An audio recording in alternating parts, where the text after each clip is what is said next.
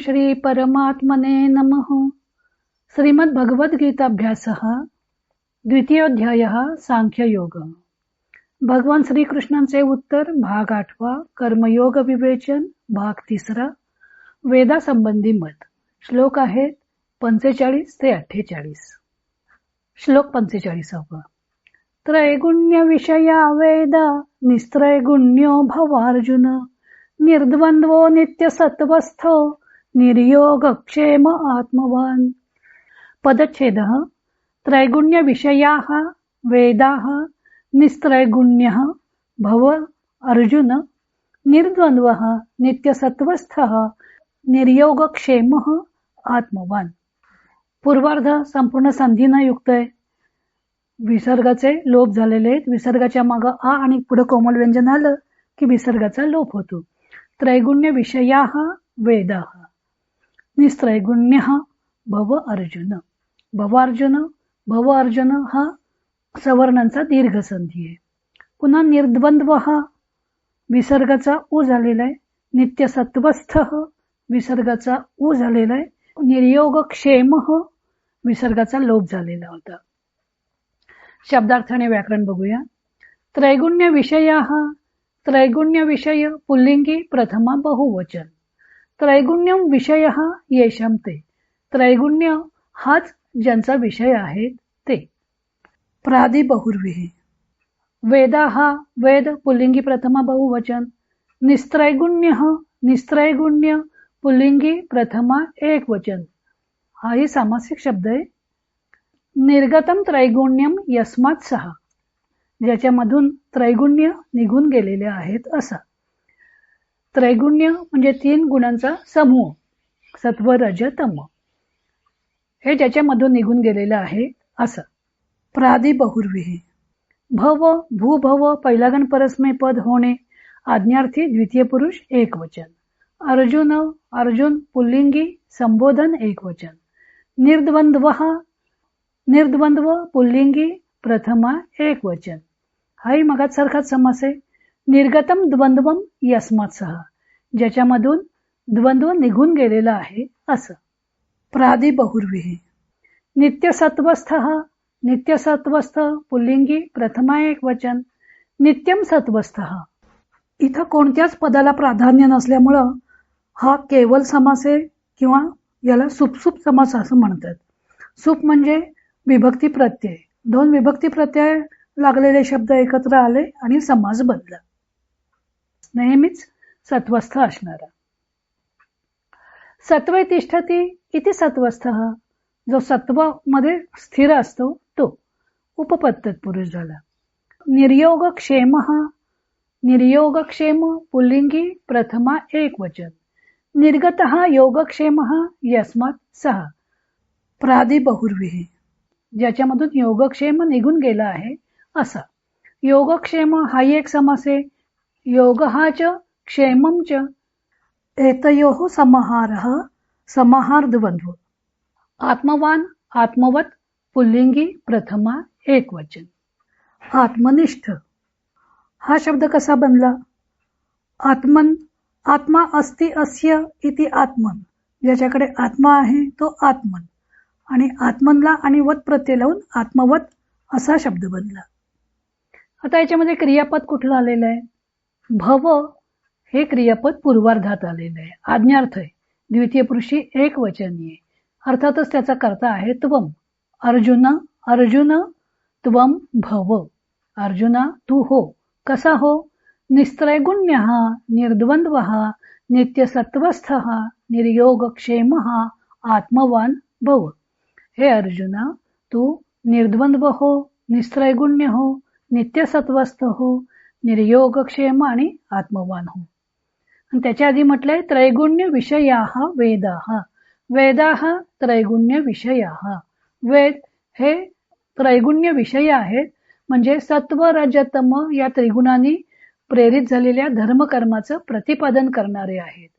वेदामध्ये सत्व रजतम या त्रिगुणांनी युक्त असणारी कर्म सांगितलेली आहेत आणि म्हणून तू निस्त्रैगुण्य हो त्रिगुणातीत हो मग तू निर्द्वंद्व नित्यसत्वस्थ निर्योगक्षेम आत्मवान असा सहजच होशील. म्हणून तू निस्त्रैगुण्य हो, निर्द्वंद्व हो, नित्यसत्वस्थ हो, निर्योगक्षेम हो आणि आत्मवान असा हो. पुन्हा एकदा अन्वय अर्थ बघूया. वेदाः त्रैगुण्य विषयाः. अर्जुन निस्त्रैगुण्यः निर्द्वंद्वः नित्यसत्वस्थः निर्योगक्षेमः आत्मवान भव. वेद हे सत्व रजव तम या त्रिगुणांनी प्रेरित धर्मकर्मांचं प्रतिपादन करणारे आहेत. म्हणून हे अर्जुन, तू त्रिगुणातीत, द्वंद्वापासून अलिप्त, सतत सात्विक गुणांनी संपन्न, योगक्षेमाची चिंता सोडून देणारा व आत्मनिष्ठ असा हो. युद्धामध्ये स्वजनांचा वध करावा लागेल व त्यामुळे पाप लागेल म्हणून अर्जुन युद्धातून माघारी वळू पाहत होता. त्याच्या मते कर्मच केले नाही की त्याचे फळ भोगावे लागणार नाही आणि त्या काळी सर्व कर्म संन्यास करून भगवत प्राप्तीसाठी वनात जाऊन राहण्याचा मार्ग रूढही झालेला होता. भगवंत याच विचारसरणीतला दोष दाखवून देत आहेत. मागच्या 3 श्लोकात भगवंतांनी वेदातील काम्य कर्मांना भुलून दुर्बुद्धी लोक कसं वागतात ते सांगितलं होतं. तेव्हा शंका अशी होती की काम्य कर्मे वेदांनीच सांगितली असता ती आचरावीत की नाही. त्याचे या श्लोकात भगवंतांनी उत्तर दिलं आहे. हा या अध्यायाचा सारभूत असा श्लोक आहे. या श्लोकात कर्मयोगाचे 5 अंश आलेले आहेत. निस्त्रैगुण्य प्राप्त करायचं आहे व त्यासाठी निर्द्वंद्व, नित्य सत्वस्थ, निर्योगक्षेम आणि आत्मवान या 4 पायऱ्या आहेत.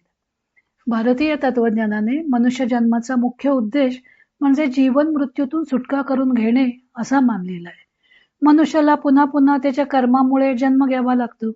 मागील जन्माचे कर्मफल भोगण्यासाठी नवीन जन्म, पुन्हा नवीन जन्मात अनेक कर्मे करतात, पुन्हा त्यांचं फळ उत्पन्न होतं. मग ती फळं काही एकाच जन्मात भोगून संपत नाहीत, म्हणून पुन्हा पुन्हा जन्म मृत्यूच्या फेऱ्यात अडकावं लागतं. अनेक जन्मातील कर्मफळे एकत्र होऊन जे गाठोडं तयार होतं ते म्हणजे संचित. त्यातील काही कर्मफळांचा भोग घेण्यासाठी जीव जन्मतो, ते प्रारब्ध, व पुन्हा नवीन कर्मफळे उत्पन्न होतात ते क्रियमाण. मृत्यूनंतर क्रियमाण पुन्हा संचिताच्या गाठोड्याला जाऊन मिळते व संचित कर्मांचा साठा काही संपत नाही. म्हणून मनुष्याने कर्मत्यागाचा नवीन मार्ग काढला. कर्मच केले नाही की त्याचे फळ पण निर्माण होणार नाही व हळूहळू का होईना पण संचिताचे गाठोडे संपुष्टात येईल. कारण कर्म केले की फळे मिळणारच आहे. मीमांसकांनी सांगितलं की वेदाने सांगितलेली कर्मे करावीत. आता कर्म केले की ते फळ उत्पन्न करते व ते भोगावे लागते. त्यापेक्षा कर्मच न करणे जास्त श्रेयस्कर आहे अशा विचाराने संन्यास घेऊन कर्माचा त्याग करण्याची प्रवृत्ती वाढीस लागली. वास्तविक मोक्षप्राप्तीसाठी हा जसा कर्मत्यागाचा मार्ग होता तसा कर्मयोगाचाही मार्ग होता. पण भगवंतांनी पुढे सांगितलं आहे की काही कालावधीनंतर तो कर्ममार्ग लुप्त झाला. तोच मार्ग पुन्हा स्थापित करण्यासाठी भगवंतांनी अर्जुनाला कर्मयोगाचा उपदेश केला आहे. या श्लोकात भगवंत सांगतात की वेद त्रैगुण्याने युक्त आहेत. कारण जगात सात्विक, राजस व तामस असे 3 प्रकारचे लोक असतात. त्यांच्या अधिकाराप्रमाणे वेदाने सात्विक, राजस व तामस अशी 3 प्रकारची कर्मे सांगितली आहेत. म्हणून वेद त्रिगुणाने युक्त आहेत. कर्मयोगी असो वा कर्मसन्यासी असो, दोघांचे लक्ष एकच असते, ते म्हणजे निस्त्रैगुण्याची प्राप्ती करून घेणे. त्यासाठी द्वंद्वातीतता, नित्य सत्व गुणात स्थिरता, योगक्षेमाची चिंता नसणे व आत्मबुद्धी स्थिर होणे आवश्यक आहे. या कर्मयोगाच्या 5 पायऱ्या आहेत. योगक्षेम म्हणजे योग म्हणजे जे मिळालं नाही त्याची प्राप्ती करून घेणे आणि क्षेम म्हणजे जे मिळालेलं आहे त्याचं रक्षण करणे. आता वेदानेच कर्म करण्याची आज्ञा केली आहे व मीमांसकांची काम्य कर्मे तर मोक्ष प्राप्ती करून देत नाहीत, कर्मफळच भोगायला लावतात. अशा परिस्थितीत काय करावं? वेदांचं प्रामाण्य तर अबाधित आहे. या शंकेचे उत्तर भगवंत या 4 श्लोकात देत आहेत. श्लोक 46. यावानर्थ उदपाने सर्वतः संप्लुतोदके तावान सर्वेषु वेदेषु ब्राह्मणस्य विजानतः. पदच्छेद. यावान अर्थः उदपाने सर्वतः संप्लुतोदके तावान सर्वेषु वेदेषु ब्राह्मणस्य विजानतः. संधी बघूया. यावान अर्थ इथं शेवटच्या व्यंजनात पुढचा स्वर मिसळून झालेला संधी आहे. अर्थ हा अधिक उदपाने. इथं विसर्गाचा लोप झालेला आहे. तावान सर्वेषु नलस जोडला गेलेला आहे. बाकी कुठं संधी नाहीये. शब्दार्थ आणि व्याकरण बघूया. यावान यत सर्वनामाला वत असा प्रत्यय लागून यावत असं विशेषण बनलेलं आहे. अर्थ आहे जितके. यावत विशेषण पुल्लिंगी प्रथमा एक वचन. अर्थ हा अर्थ पुल्लिंगी प्रथमा एक वचन. अर्थ शब्दाचे पुष्कळ अर्थ आहेत. इथं त्याचा अर्थ आहे अपेक्षा. उदपाने उदपान नपुसकलिंगी सप्तमी एक वचन जलाशय. उदपान शब्द कसा बनला? उदकम पिबंती अस्मिन इति उपपद तत्पुरुष. उदक म्हणजे पाणी, पाणी ज्याच्यामधून प्यायलं जातं ते, म्हणून जलाशय. सर्वतः सर्वतस अव्यये सर्व बाजूनी. सर्व शब्दाला तहा किंवा तस म्हणजेच तहा हा प्रत्यय लागला की सर्व बाजूनी सर्वापासून असे अर्थ व्यक्त होतात. संप्लुतोदके संप्लुतोदक नपुसकलिंगी सप्तमी एक वचन. सामासिक शब्द आहे. संप्लुत आणि उदक दोन शब्द एकत्र येऊन समास बनला. संप्लुतम उदकम यस्मिन तत्, ज्यात पाणी भरलेलं आहे असं. संप्लुत शब्द कसा बनला? सम अधिक प्लू, पहिला गण आत्मनेपद, एकत्र होणे, उसळणे, जलमय करणे असे त्याचे अर्थ आहेत. कर्तरी भूतकाळवाचक धातुसाधित विशेषण. नपुसकलिंगी प्रथमा एक वचन. तावान तावत विशेषणे पुल्लिंगी प्रथमा एक वचन. यावत प्रमाणेच इथं तत्सर्वनामाला वत प्रत्यय लागून बनलेलं आहे विशेषणे तावत, आणि ते तकारांत चालवलेलं आहे. यावत म्हणजे जितके, तावत म्हणजे तितके. सर्वेषु सर्व सर्वनाम पुल्लिंगी सप्तमी बहुवचन. वेदेषु वेद पुल्लिंगी सप्तमी बहुवचन. सर्वेषु वेदेषु सर्व वेदामध्ये. ब्राह्मणस्य ब्राह्मण पुल्लिंगी षष्ठी एक वचन. विजानतः विअधिकज्ञा नववागण उभयपद. जाणणे कर्तरी भूतकाळवाचक धातुसाधित विशेषण पुल्लिंगी षष्ठी एक वचन. जाणणाऱ्याच्या. आता इथं क्रियापद कुठलं आहे? तर या श्लोकामध्ये क्रियापद आलेलंच नाहीये. अस्ति हे क्रियापद इथं गृहीत धरावं लागेल. यावान अर्थ हा उदपाने सर्वतः संप्लुतोदके. संप्लुतोदके हे उदपानेचं विशेषण आहे. संप्लुतोदके उदपाने, सर्वतः संप्लुतोदके उदपाने, सर्व बाजूने भरलेलं पाणी ज्याच्यामध्ये भरलेलं आहे असं जलाशयामध्ये. यावान अर्थ हा जलाशयामधून जेवढी अपेक्षा असते, तावान सर्वेषु वेदेषु तेवढीच अपेक्षा सर्व वेदांच्या बाबतीत असते. कोणाला? विजानतः ब्राह्मणस्य, ज्ञानी, विअधिकज्ञा म्हणजे जाणणे, जाणणाऱ्या म्हणजे ज्ञानी ब्राह्मणाला वेदांच्या बाबतीत सर्व वेदामध्ये तेवढीच अपेक्षा असते जेवढी भरलेल्या ताळ्यामधून पाण्याची अपेक्षा करावी त्याप्रमाणे. या श्लोकाचा अर्थ वेगवेगळ्या प्रकारे केला जातो, पण हा अर्थ मला योग्य वाटला. आता उदपाना म्हणजे जलाशयाच्या ठिकाणी मनुष्य कशासाठी जाईल? तर पाणी पिण्यासाठी. संपूर्ण सर्व बाजूनी तळ भरलेलं असताना मनुष्य आपल्याला तहान असेल तेवढंच पाणी पितो, सगळ्याच्या सगळं पाणी काही पित नाही. जेवढी तहान असेल तेवढी तहान भागण्यापुरतं पाणी पितो. त्याप्रमाणे वेदांनी जरी सर्व प्रकारची कर्म सांगितलेली असली, सत्व त्यात सात्विक आहेत, राजस आहेत, तामस आहेत, तर या सर्व प्रकारची कर्म विविध प्रकारच्या गुणाने युक्त असणाऱ्या लोकांच्या करता सांगितलेली आहेत. काही लोक सात्विक गुणाने युक्त आहेत, काही राजस गुणांना युक्त आहेत, तर काही तामसी आहेत. तर त्या लोकांच्या करता ती कर्म सांगितली आहेत वेदानं. पण म्हणून प्रत्येकानं ती सगळीच कर्म केली पाहिजेत असं नाही. तर आपल्याला जेवढी अपेक्षा आहे, आपल्याला जेवढं अपेक्षित आहे तेवढंच शाश्वत तत्व त्यातलं ग्रहण करावं, तेवढेच कर्म आपण करावं. वेदानं सांगितले म्हणून सगळीच्या सगळी कर्म केलीच पाहिजेत असं नाही, असं भगवंतांना सांगायचंय. पुन्हा एकदा अन्वय आणि अर्थ बघूया. जलपानार्थम प्रवर्तमानस्य नरस्य हे तिथं अध्यारूत घेतलेले शब्द आहेत. जलपानार्थम प्रवर्तमानस्य नरस्य सर्वतः संप्लुतोदके उदपाने यावान अर्थः तावान विजानतः ब्राह्मणस्य सर्वेषु वेदेषु अर्थः अस्ति.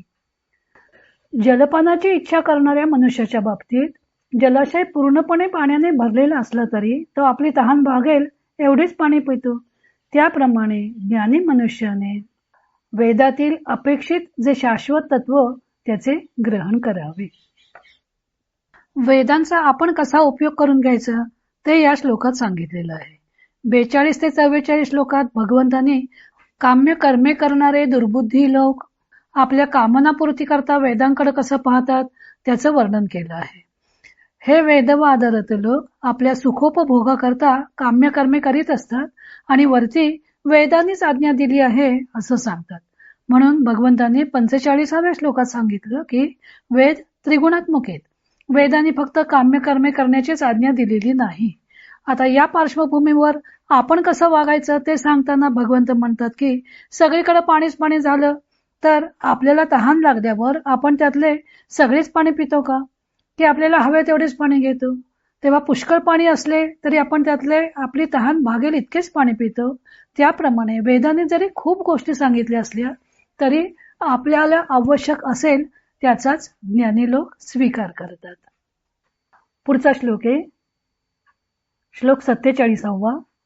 कर्मण्येवाधिकारस्ते मा फलेषु कदाचन मा कर्मफल हेतुर्भुर मा ते संगोस्त्व कर्मणि.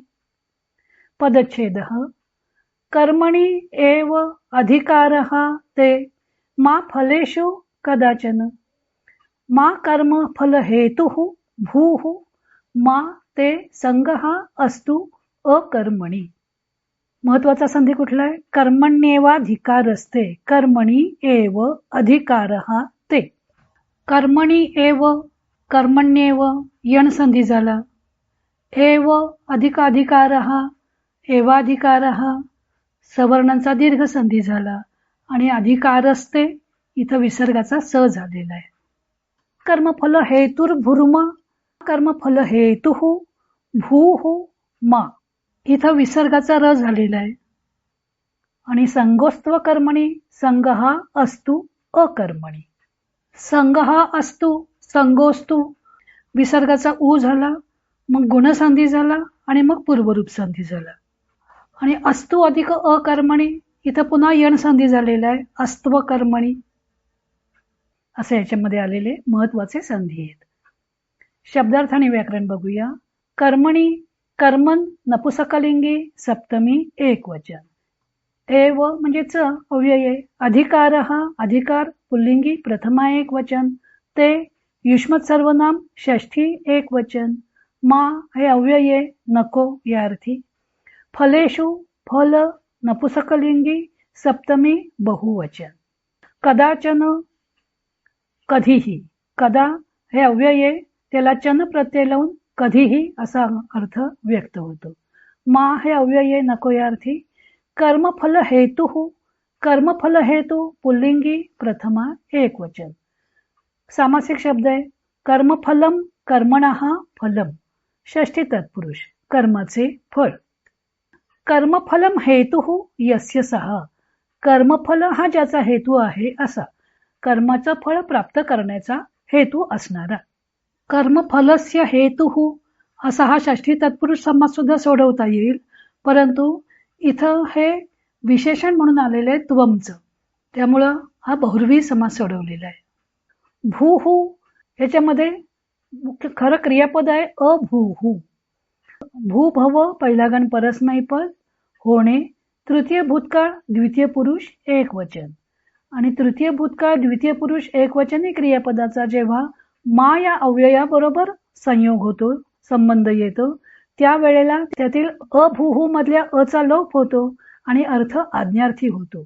मा भूहू होऊ नकोस, कर्मफळाचा हेतू धरणारा होऊ नकोस असं भगवंतांना सांगायचे. ते युष्मत सर्वनाम षष्ठी एकवचन. तुझा. संग हा संग पुल्लिंगी प्रथमा एकवचन. संगत. अस्तु असं दुसरा गण परस्मैपद आज्ञार्थ तृतीय पुरुष एकवचन. असो. अकर्मणी अकर्मन नपुसकलिंगी सप्तमी एकवचन. कर्मणच्या विरुद्ध अकर्मन शब्द नाही तत्पुरुष समास आहे. न कर्मन अकर्मन. कर्म न करण्याबाबत याच्यामध्ये क्रियापद दोन आलेली आहेत. मा भूहू म्हणजे अभूहू हे क्रियापद आहे आणि मा अस्तु. मा या अव्ययाबरोबर नेहमी आज्ञार्थी क्रियापद वापरायचं असतं आणि तृतीय भूतकाळाचं क्रियापद जर वापरलं तर त्यातल्या अचा लोप होऊन अर्थ आज्ञार्थी होतो. मा अस्तु आणि मा भूहू, होऊ नकोस आणि असू नये, अशी ही दोन क्रियापद आलेली आहेत. ही उत्तरार्धात आलेली क्रियापद आहेत.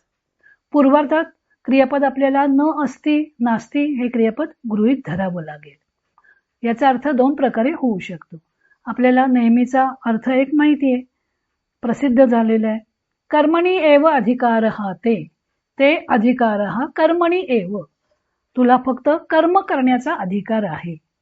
मा फलेषु कदाचन, केव्हाही तुला फळ प्राप्त करण्याचा अधिकार नाही. फलाच्या बाबतीत ते फळ भोगलंच पाहिजे असा काही अधिकार असू शकत नाही.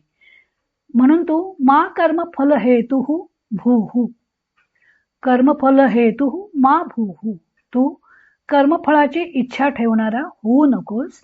तसेच मा ते संगः अस्तु अकर्मणी, तेव्हा तसंच तुझा कर्म न करण्याच्या बाबतीत संग असू नये, म्हणजे तू कर्म न करणारा सुद्धा होऊ नयेस.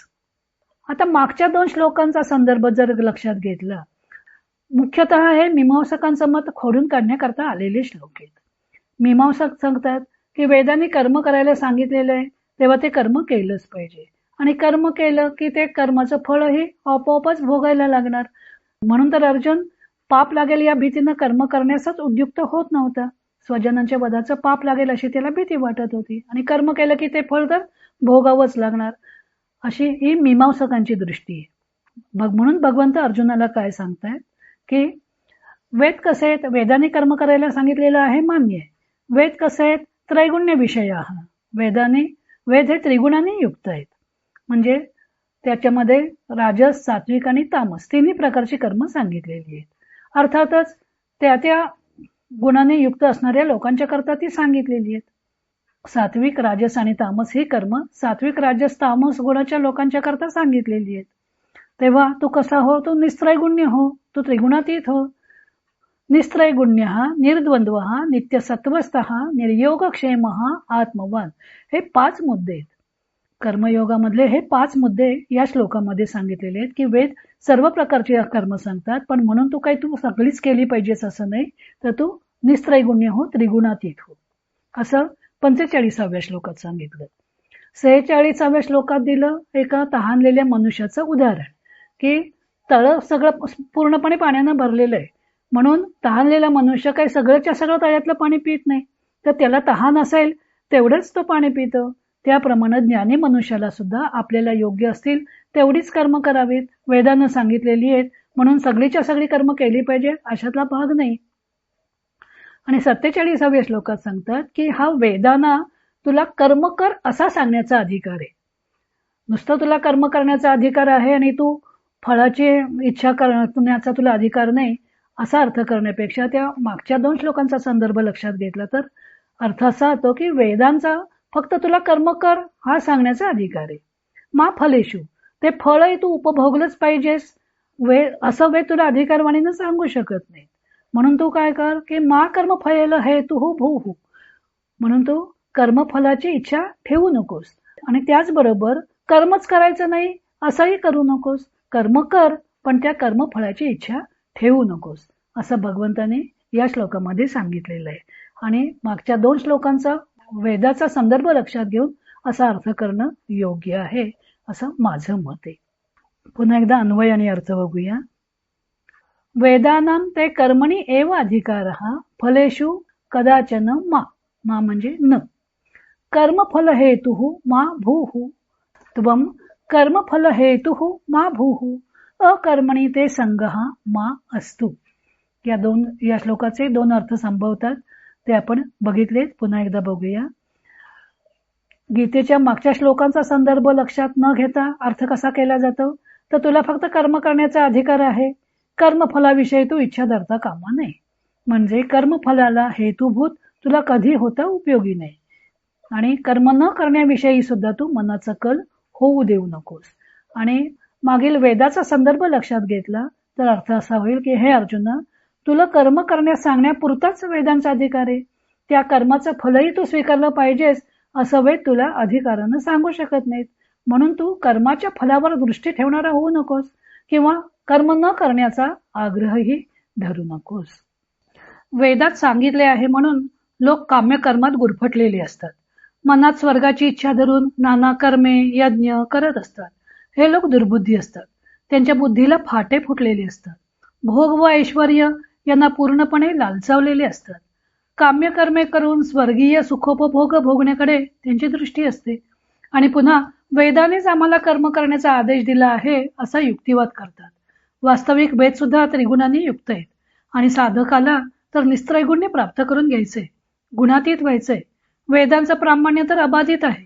अशा परिस्थितीत वेदांची आज्ञा पालन करायची की नाही? त्याचे उत्तर श्रीकृष्णांनी 46व्या श्लोकात दिलं की तहानलेला मनुष्य जसा पाण्याने तुडुंब भरलेल्या सरोवराचा उपयोग करतो, आपल्याला हवे तेवढेच पाणी पितो, त्याप्रमाणे वेदांनी सांगितलेली कर्मे करताना आपल्याला हितावह भाग असेल तेवढ्याच ग्रहण करावं. वेदात ग्रहण करण्यासारखा भाग कोणता आहे ते ज्ञानदेवांनी 256व्या ओवीत सांगितलं आहे की त्यातील उपनिषदादी भाग आहे तो सात्विक आहे, त्या भागाचा स्वीकार करावा. आता या पार्श्वभूमीवर प्रसिद्ध श्लोक येतो की कर्मण्येवाधिकार असते. तुला कर्म कर म्हणून सांगण्यापुरताच वेदांना अधिकार आहे. कर्मांचे फल हे तू उपभोग असं वेद तुला अधिकारवाणीनं सांगू शकत नाहीत. कारण वेदामध्ये वर्णाश्रम कर्माविषयी स्पष्ट आज्ञा असते. त्याप्रमाणे कर्माच्या फळाच्या स्वीकाराविषयी काहीही आज्ञा नसते. म्हणून वेदाने सांगितलेले कर्म तेवढं करावं व त्या कर्माच्या फळाची इच्छा करू नये. इच्छा केल्यावरच ते फळ कर्त्याच्या पदरात पडणार आहे. इह जन्मने जन्मांतरेच फलप्राप्त्यर्थम असा संकल्प करून जर आपण कर्म केलं तर ते कर्माचं फळ या वा पुढच्या जन्मात कधीतरी नक्कीच प्राप्त होणार. पण कर्तव्य कर्माची आज्ञा केली आहे म्हणून ते मी कर्म करीत आहे, त्या कर्माचे फळ भोगण्याची आपली इच्छा नाही असं मनात धरून कर्म केलं तर त्या कर्माचं फळ भोगावं लागणार नाही. या श्लोकात भगवंतांनी निष्काम कर्मयोगाचा पाया जे कर्म त्याची फळापासून ताटातूट केली आहे. कर्म वेगळे आणि त्याचे फळ वेगळे. मग वेदाने कर्म करण्याची आज्ञा दिली आहे ना तर कर्म कर, पण त्या कर्माच्या फळावर दृष्टी ठेवू नको. आणि वेदाने कर्म करण्याची आज्ञा केली आहे तिचे पालन केल्यासारखे होते व फलत्याग केल्याने वेदाच्या आज्ञेचे उल्लंघन न होता कर्माच्या बंधनातून सुटता येते. म्हणून वेदांचा तुला कर्म कर असं सांगण्यापुरताच अधिकार आहे. कर्मणी एव अधिकारः ते. त्या कर्माचे फळ उपभोग असे सांगण्याचा वेदाला अधिकार नाही. मा फलेषु कदाचन. आणि म्हणून तू कर्माच्या फलावर दृष्टी ठेवणार होऊ नकोस. मा कर्मफल हेतुर्भूः. पण तसेच कर्मच करायचे नाही असा आग्रहही धरू नकोस. माते संगः असतो अकर्मणे. श्रीकृष्णाने सांगितलेल्या अशा दृष्टीमुळे कर्माचे फळ भोगावे लागते म्हणून कर्मच करायचे नाही हा जो संन्यास मार्गीयांपुढे प्रश्न निर्माण होत असतो तो निकाली निघाला. कर्म करायचे पण त्याचे फळ भोगावे लागतं कामा नये असं वाटत असेल तर त्या कर्माच्या फलाचा त्याग करायचा. म्हणजे फलाकडे दृष्टी ठेवून कर्म करायचं नाही, तर हे कर्म करणं आपलं कर्तव्य आहे अशा बुद्धीनं कर्म करायचं. म्हणजे कर्मफलाच्या बंधातून सुटता येते. निष्काम कर्मयोगाचे हे बीज आहे की कर्ता या भावनेने कर्म करायचं नाही व त्या कर्माच्या फलावर दृष्टी ठेवायची नाही. अशा प्रकारे कर्म व त्याचे फळ यांच्याकडे वेगळ्या दृष्टीनं कसं बघायचं ते भगवंताने या श्लोकात सांगितलं.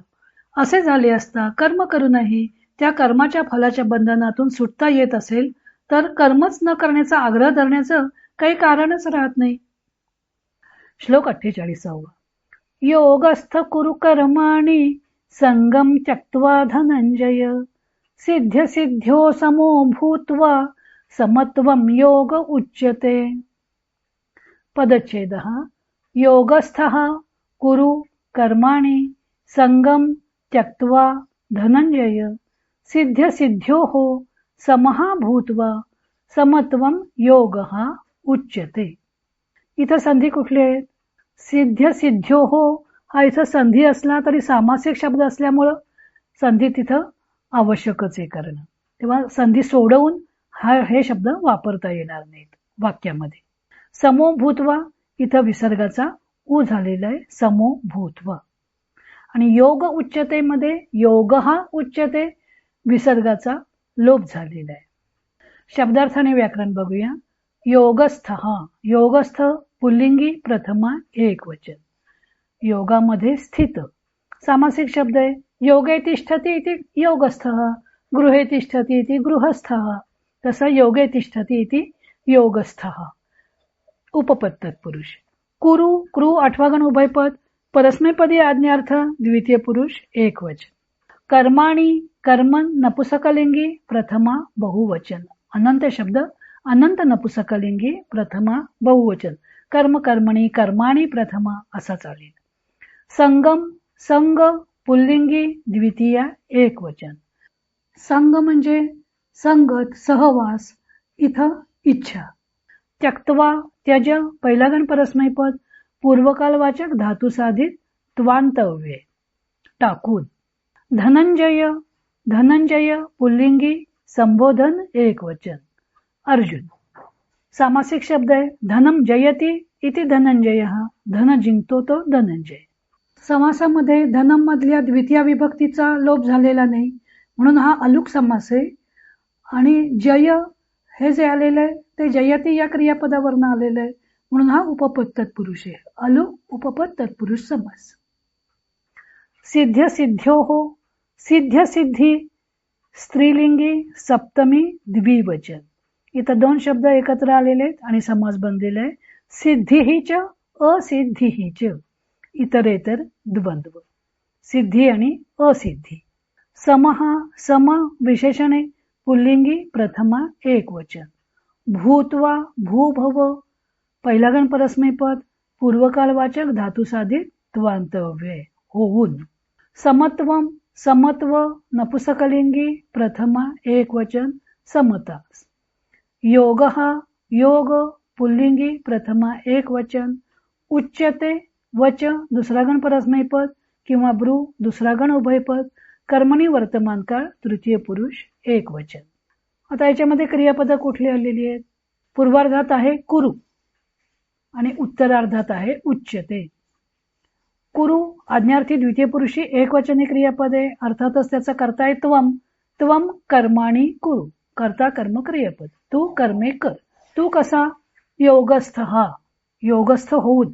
हे भूत्वा हे उत्तरार्धात आलेलं भूत्वा इथंही जोडून घ्यायचंय. योगस्थ भूत्वा योगस्थ होऊन कर्माणि कुरु, कर्म कर. संगम त्यक्त्वा धनंजय. इथं संग म्हणजे कर्माच्या बाबतीत संग म्हणजे कर्माची आसक्ती न धरता, म्हणजेच कर्मफळाची आसक्ती न धरता तू योगस्थ होऊन कर्म कर. हे धनंजया, तू योगस्थ होऊन कर्म कर. सिद्ध्य सिद्ध्योः समो भूत्वा. सिद्धी आणि असिद्धी म्हणजे कर्म पूर्णत्वास जाईल किंवा अपूर्ण होईल याच्या बाबतीत समहा भूत्वा समत्व बुद्धी ठेवून तू संगम त्यक्त्वा कर्मफळाची आसक्ती सोडून कर्म कर. पुढे म्हटलंय समत्वम योग उच्यते. समबुद्धी ठेवणं यालाच योग असं म्हटलं जातं. इथं योगाची व्याख्या केलेली आहे. पुन्हा एकदा अन्वय आणि अर्थ बघूया. धनंजय संगम त्यक्त्वा सिद्ध्य सिद्ध्योः समहा भूत्वा योगस्थः सन् कर्माणि कुरु. समत्वम योगः उच्यते. हे अर्जुना, कर्माची आसक्ती सोडून आणि यशापयशाविषयी समत्व बुद्धी बाळगून योगस्थ होऊन तू कर्तव्य कर्म कर. अशा समत्व बुद्धीलाच योग म्हणजेच कर्मयोग असं म्हणतात. याच्या पुढचे श्लोक आपण पुढच्या पाठात पाहूया. हरि ओम तत्सत.